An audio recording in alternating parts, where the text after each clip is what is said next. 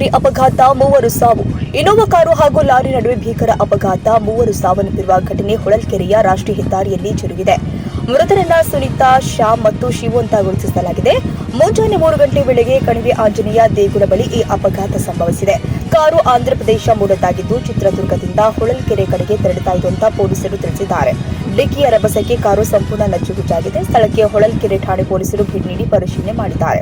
ಇನ್ನು ಕಾರಲ್ಲಿ ಇದ್ದ ಮೃತ ದೇಹಗಳನ್ನ ಹೊರಗೆ ತೆಗೆದು ಹೊಳಲ್ಕೆರೆಯ ಶವಾಗಾರಕ್ಕೆ ಸಾಗಿಸಲಾಗಿದೆ.